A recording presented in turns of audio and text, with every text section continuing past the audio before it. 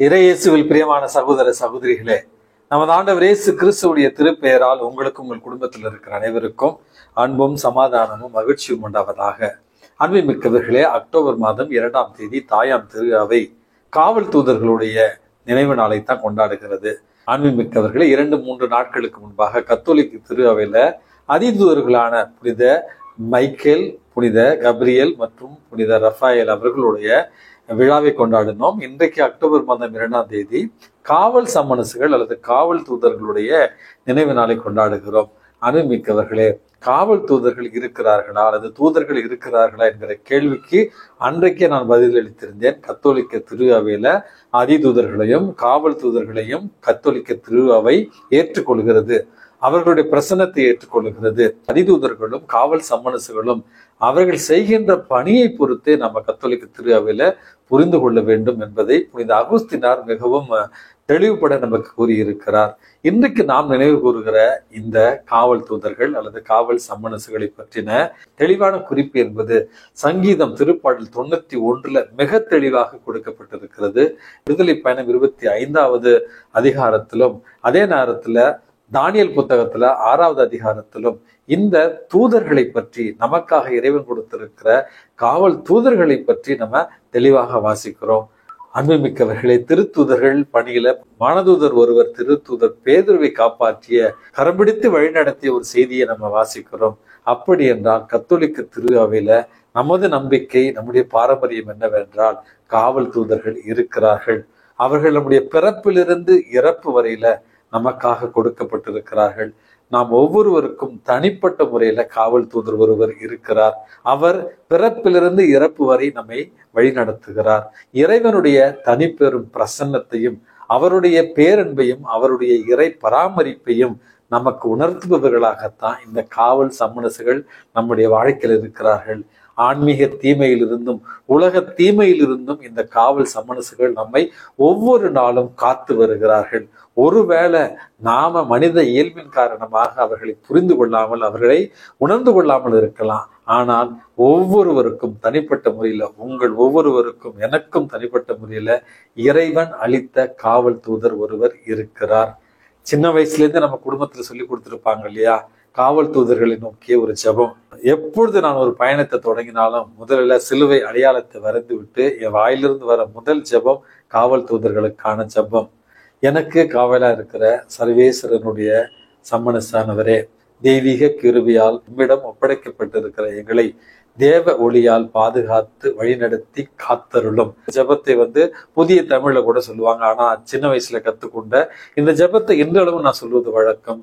நம்புங்க அன்புமிக்க சகோதர சகோதரிகளே, இந்த ஜெபத்தை நாம் ஜெபித்து நம்முடைய வழி பயணத்தையோ ஒவ்வொரு நாளையும் தொடங்குகிற பொழுது காவல் தூதர்களுடைய பிரசன்னத்தை நான் தனிப்பட்ட முறையில உணர்ந்திருக்கிற மிகப்பெரிய ஆபத்துகளிலிருந்து அல்லது மிகப்பெரிய ஆன்மீக ஆபத்துகளிலிருந்து காவல் சம்மனசானவர் நம்மை காக்கிறதையும் நமக்கு அறிவுறுத்துகிறதையும் அதே நேரத்துல நம்முடைய உள்ளத்துல ஒளியை கொடுப்பதையும் ஞான ஒளியால் அவர்கள் நம்மை வழிநடத்துவதையும் உணர்ந்திருப்பவர்கள் நிச்சயமாக இன்றைய செய்தியில காவல் சம்மனசா அவருடைய பிரசன்னத்தை நான் உணர்ந்திருக்கிறேன் என்று ஒரு செய்தியை போடுங்கள். இந்த காவல் சம்மனசுகளுடைய விழா நமக்கு சொல்லித் தருகிற பாடம் என்ன? முதலாவது, இந்த காவல் சம்மனசுகள் கடவுளால் நமக்கு கொடுக்கப்பட்டவர்கள், கடவுளால் நம்மை பாதுகாப்பதற்காக கொடுக்கப்பட்டவர்கள், கடவுளால் நம்மை வழிநடத்துவதற்காக கொடுக்கப்பட்டவர்கள் என்று சொன்னேன். அப்படி என்றால் இறைவனுடைய பிரசன்னம் இந்த காவல் தூதர்கள் வழியாக நமக்கு கிடைக்கிறது. தாழ்ச்சியோடும் எளிமையோடும் கீழ்ப்படிதலோடும் இறைவன் கொடுத்திருக்கிற காவல் தூதர்களிடத்துல ஒவ்வொரு நாளும் மன்றாடி அவர்களுடைய பிரசன்னத்துல ஞான ஒளியில வழி நடக்கத்தான் இறைவன் இன்றைக்கு முதல் செய்தியாக காவல் சம்மனசுகளோடு பயணிக்க நமக்கு அழைப்பு விடுக்கிறார். இரண்டாவது ஒரு செய்தியாக, அன்புமிக்க சகோதர சகோதரிகளே, இந்த காவல் சம்மனசுகள் இறைவனுடைய பிரசன்னத்தை நமக்கு உணர்த்துவது போல இந்த மண்ணுலகில நம்முடைய பராமரிப்புல கொடுக்கப்பட்டிருக்கிற, நம்முடைய பொறுப்புல கொடுக்கப்பட்டிருக்கிற எளியவர்கள், சிறியவர்கள், இளைஞர்கள், இளம் பெண்கள், இவர்களை தூய்மையிலும் ஒழுக்கத்திலும் இறைவனுடைய பிரசன்னத்திலும் வழிநடத்தக்கூடிய ஆன்ம பலத்தை இறைவன் பெரியவர்களுக்கும் அல்லது ஆன்மீக தலைவர்களாக இருக்கிற நமக்கும் கொடுக்க வேண்டிய ஒரு வரத்திற்காகவும் இன்றைக்கு நம்ம மன்றாடி ஜெபிப்போம். ரீடர்ஸ் டைஜஸ்ட் என்கிற ஒரு புத்தகத்துல பல வருடங்களுக்கு முன்பாக நான் வாசித்த ஒரு செய்தி, அதாவது ஒரு பெற்றோர்கள் ஒரு காரில் பயணம் செய்து கொண்டிருக்கிறார்கள். திடீரென்று வனாந்தரத்தில் அவருடைய கார் ஒரு விபத்திற்கு உள்ளாகுகிறது. அப்பொழுது சிறு குழந்தைகளை வைத்திருக்கிற அந்த பெற்றோர்கள் இருவரும் தடுமாறி அச்சத்திலும் பயத்திலும் காவல் தூதரை நோக்கி ஒரு ஜெபத்தை அவர்கள் முன்னெடுக்கிறார்கள்.